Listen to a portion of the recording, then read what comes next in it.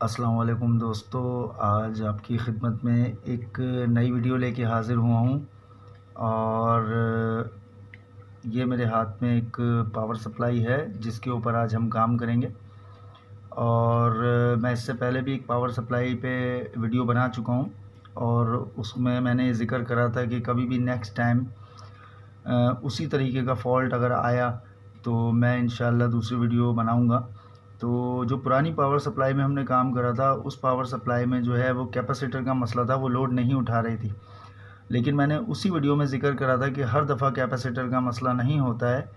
तो ज़रूरी नहीं है कि आज ये सप्लाई हम खोलेंगे तो इसमें भी कैपेसिटर का मसला हो, और हो सकता है कि कैपेसिटर ही का मसला हो, या हो सकता है इसके मॉसफेट वगैरह का मसला हो। तो ये मेरे पास एक सप्लाई मौजूद थी, ये आप देख रहे होंगे 12 वोल्ट और 5 एम्पेयर की सप्लाई है। ये देख लें 12 वोल्ट 5 एम्पेयर। तो इसको हम देखते हैं, इस सप्लाई में प्रॉब्लम ये है कि ये लोड नहीं उठा रही है, और ये लोड उठाने के बाद जो है ना वो ब्लिंक कर रही है। तो इसको हम चेक करते हैं, देखते हैं फिर इसमें क्या फ़ॉल्ट है। तो सबसे पहले तो मैं आपको दिखाता हूँ कि ये किस तरीके का जो है इसका बिहेवियर है और ये कैसा बिहेव कर रही है। तो इसको हम पहले पावर में लगाते हैं, उसके बाद आपको दिखाते हैं। अच्छा दोस्तों, इसके लिए जो है ये आपको ध्यान रखना है कि आपके पास कभी भी ऐसा कोई पावर सप्लाई मौजूद हो जिसमें कोई फ़ॉल्ट हो, तो आपको जो है वो इसको कभी भी डायरेक्ट नहीं लगाना है एसी लाइन में। इसको जो है आपको, ये आप देख रहे होंगे, ये यहाँ पे इसमें आपको सीरीज़ पे लगाना है। अच्छा दोस्तों, ये पावर ऑन हो गई है। अब इसको हम चेक करेंगे। ये मेरे पास एक 12 वोल्ट की एलईडी है, इसी पे लोड हम डाल के देखते हैं। ये देखें, ये ग्लो हुई, उसके बाद बंद हो गई। ये देखें, ये आप देख रहे होंगे, ये बार बार जल रही है, बंद हो रही है, जल रही है, बंद हो रही है। ये देखें, ये इस तरीके का इसका कुछ है, ये लोड नहीं उठाता, ये ब्लिंक करती है। तो इसको अब हम चेक करते हैं कि इसमें किस किस्म का फ़ॉल्ट है क्या नहीं है। तो इसको खोलते हैं, फिर इसमें देखते हैं।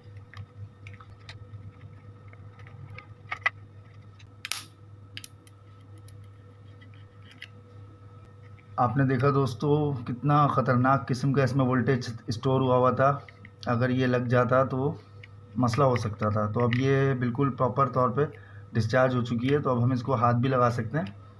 अच्छा दोस्तों, इसमें जो है ज़्यादातर जो फॉल्ट होता है वो इसके कैपेसिटर में होता है। जो आउटपुट कैपेसिटर है, ये आपको दिख रहा होगा, ये आउटपुट इसका कैपेसिटर है। और इसको, ये आपको ध्यान रखना है, ये 1500 यूएफ का है, 25 वोल्ट का। और इसी तरीके से इसका जो मेन कैपेसिटर है, जो अभी हमने डिस्चार्ज करा है, इसका ये जो इसका इनपुट का कैपेसिटर है, तो इसको भी हम अभी चेक कर लेते हैं। अच्छा, आप एक दफ़ा इसको फ़िज़िकली चेक कर लें, कोई चीज़ जली भी तो नहीं है। उसके बाद फिर हम मीटर पे जाएंगे। देखें, आप फ़िज़िकली देखें तो इसमें कोई भी चीज़ आपको ऐसी नज़र नहीं आ रही होगी।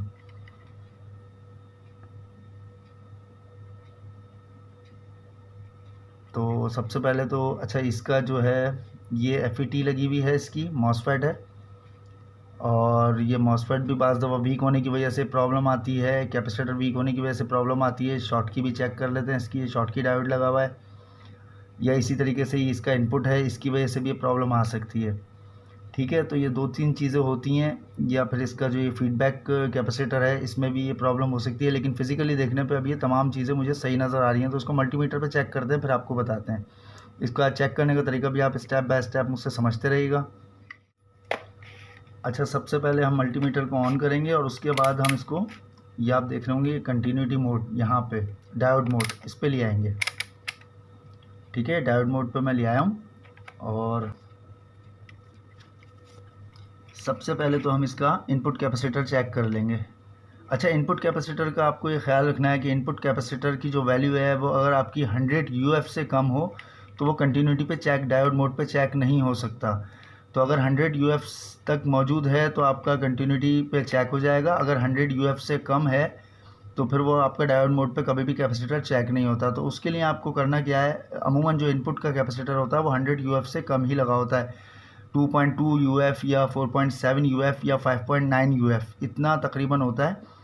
तो इसके लिए हमें क्या तरीका करना पड़ेगा कि हम इसको मल्टीमीटर पे चेक कर सकें। तो इसके लिए हमें, ये आप देख रहे होंगे, ये रेजिस्टेंस मोड आपको नज़र आ रहा होगा इसका, ये 2000 के पर, यानी 2 मेगा पर लाके इसको सेट करेंगे। उसके बाद हम इसकी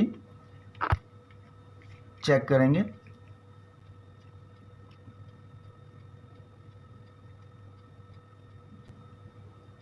ये देखें ये कैपेसिटर रिटर्न हो रहा है, 1 पे जा रहा है, तो इसका मतलब है ये बिल्कुल सही है। अब हम जो है इसको दोबारा से डायोड मोड पे सेट कर देंगे, क्योंकि सिवाय इस कैपेसिटर के बाकी तमाम चीज़ें जो आप चेक करेंगे वो डायोड मोड पे चेक करेंगे। अब इसका जो हम आउटपुट कैपेसिटर है वो देख लेते हैं कहाँ लगा हुआ है। ये इसका आउटपुट कैपेसिटर, इसको भी चेक कर लेंगे।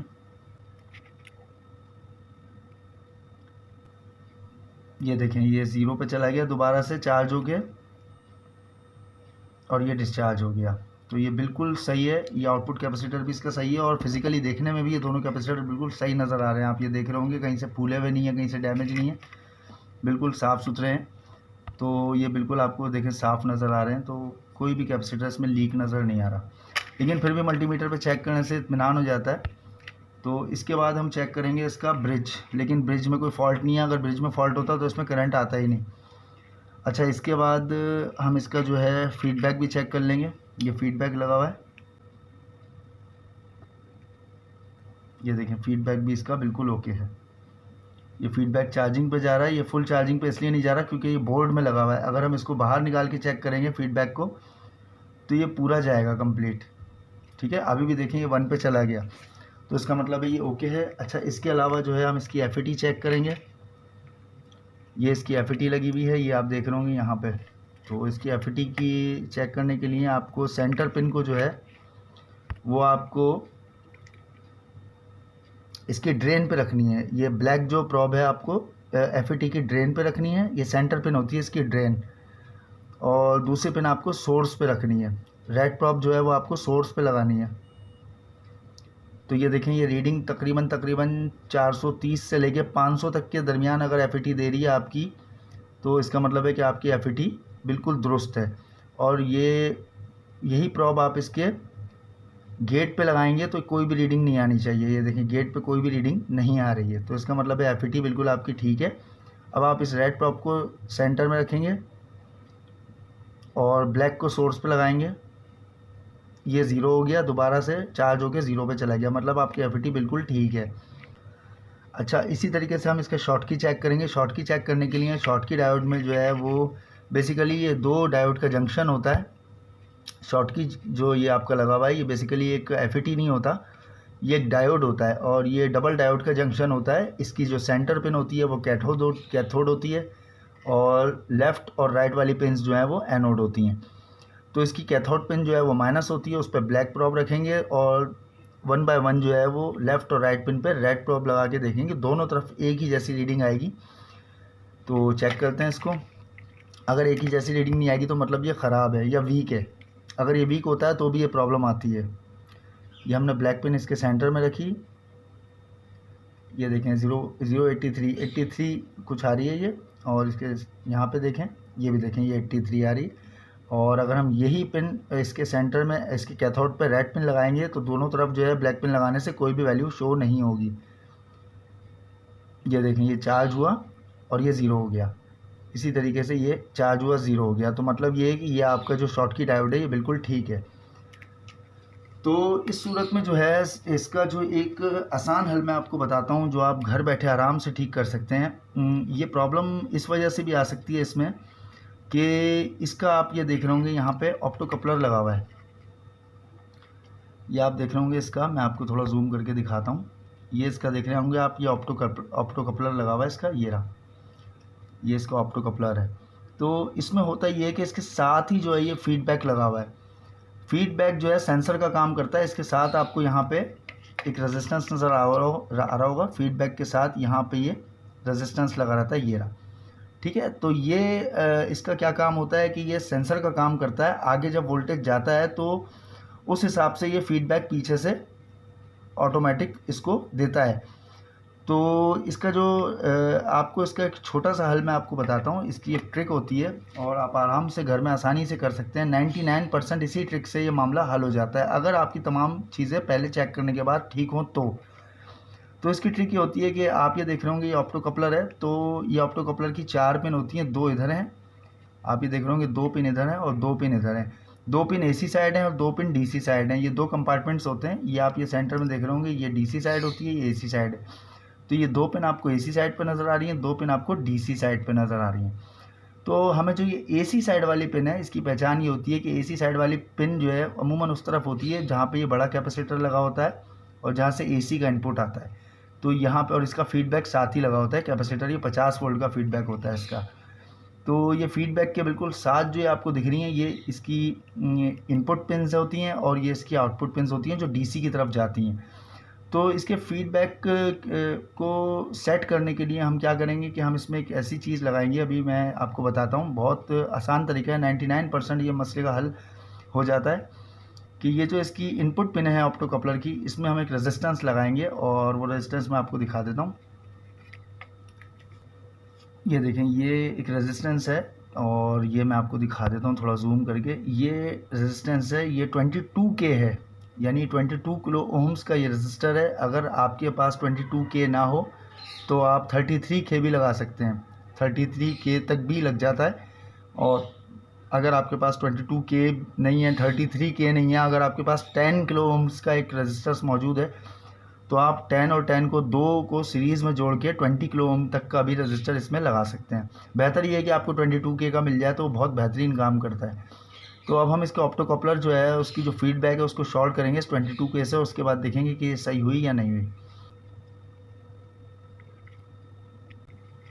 ये मैं दोबारा से आपको बता देता हूँ कि ये ऑप्टो कपलर का जो ये इनपुट की, ये आप देख रहे हैं, ये इनपुट की ये 2 पिनें हैं इस तरफ जहाँ पे ये लगा हुआ है सब इसका इनपुट का और ये फीडबैक का। ये इसके इनपुट पे मैंने ये 22 किलो ओम्स का ये एक रेजिस्टेंस लगा दिया है।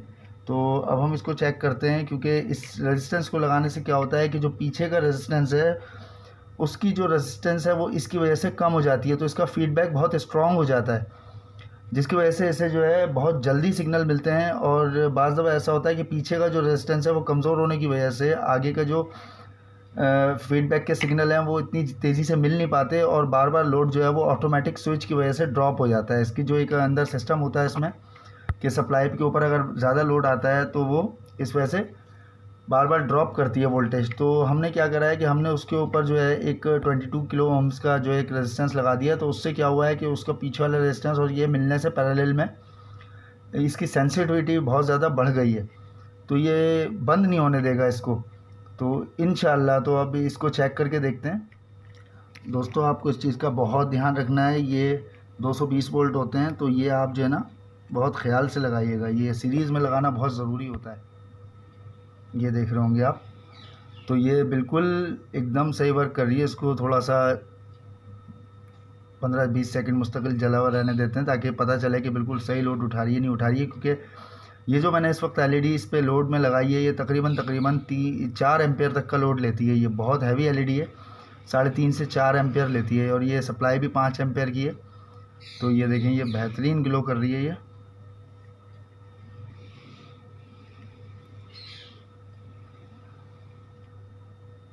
और ये कोई ब्लिंकिंग का प्रॉब्लम नहीं आ रहा, बिल्कुल स्मूथ चल रही है ये। और इसके वोल्टेज भी चेक कर लेते हैं हम। ये देखें, मल्टीमीटर में इसके स्टेबल वोल्टेज बता रही है, ये बिल्कुल 12.5 वोल्ट स्टेबल बता रही है, 12.34 वोल्ट बिल्कुल स्टेबल है इसके। तो आपने देखा दोस्तों कितनी आसानी से और कितना ये मुश्किल से आपको रेजिस्टेंस मार्केट में जो है वो ये 2 रुपये तक का मिल जाता है। तो आपको हाथ नहीं लगाना है इसको, क्योंकि चार्ज हुआ हुआ है दोबारा से कैपेसिटर। लेकिन अब इसको बंद करेंगे हम, और आपने देखा कि ये कितनी आसानी से ये सही हो गई है। बस आपको ध्यान ये रखना है कि आपने जो ये कैपेसिटर का इस्तेमाल किया है, ये रेजिस्टेंस का इस्तेमाल करा है, ये आपस में बिल्कुल टच ना हो, ठीक है। 22K का रेजिस्टेंस लगा दें आप या 33K का रेजिस्टेंस लगा दें आप। अगर आपके पास ये दोनों ना हो तो 10-10 के 2 रेजिस्टेंस सीरीज़ में जोड़ के लगा दीजिए, तो ये बहुत बेहतरीन वर्क करेगी। और 99% चांसेस जो हैं वो इस ज़्यादातर जो है वो तो अमूमन जो आउटपुट कैपेसिटर है जो मैंने आपको पहले दिखाया था इस तरफ लगा होता है वो ख़राब होता है, या फिर आपकी FET कमज़ोर होती है, या बाज़ दफ़ा ऐसा होता है कि तमाम चीज़ें सही होती हैं तो फॉल्ट आपकी समझ में नहीं आ रहा होता कि जब तमाम चीज़ें आपने मल्टीमीटर पे चेक कर ली और वो हर चीज़ सही बता रहा होता है मल्टीमीटर, तो बहुत सारे लोग कंफ्यूज हो जाते हैं कि आखिर फ़ॉल्ट कहाँ पे है। तो आपको सिर्फ इसकी सेंसिटिविटी को कंट्रोल करना होता है। इसका फॉल्ट यही होता है कि आप इसको एक ट्रिक के थ्रू इसकी जो सेंसिटिवनेस होती है वो आप इसको कंट्रोल कर लें। तो ये एक बहुत छोटी सी ट्रिक है और बहुत अच्छी ट्रिक है। आपके 99% इस ट्रिक से अडॉप्टर काम करना शुरू कर देते हैं। तो बस ध्यान ये रखना है कि सबसे पहले आपको एकदम से ट्रिक अप्लाई नहीं करनी है। सबसे पहले आपको जो है इसका आउटपुट कैपेसिटर चेक करना है, फिर इसका इनपुट कैपेसिटर चेक करना है।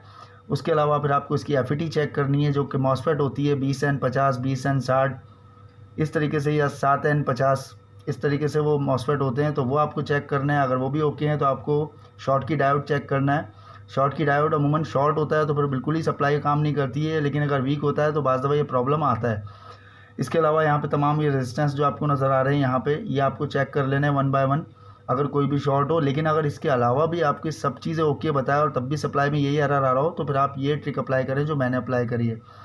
तो इस तरीके से इसकी सेंसिटिविटी जो है वो बहुत ज़्यादा स्ट्रॉन्ग हो जाती है और ये वर्क करना शुरू कर देती है। तो ये एक छोटी सी ट्रिक है। तो उम्मीद करता हूँ आपको आज की मेरी वीडियो ये पसंद आई होगी। अगर आपको आज की मेरी ये वीडियो पसंद आई हो तो मेरी वीडियो को लाइक कीजिएगा, शेयर कीजिएगा और मेरे चैनल को सब्सक्राइब कीजिएगा, ताकि मैं आपके लिए आइंदा भी इसी टाइप की टेक्निकल वीडियोस लाता रहूं। क्योंकि हमें बहुत मेहनत लगती है, तो हमें और कुछ नहीं चाहिए होता, सिर्फ आपका एक लाइक, शेयर और सब्सक्राइब चाहिए होता है, ताकि हमें मोटिवेशनल तौर पे जो है वो आने वाली वीडियोस बनाने में मज़ा भी आए और आपके लिए हम नई वीडियोस लाते रहें। तो आइंदा आने वाली वीडियो तक के लिए अपना बहुत सारा ख्याल रखिएगा, दुआओं में याद रखिएगा। तब तक के लिए अल्लाह हाफ़िज़।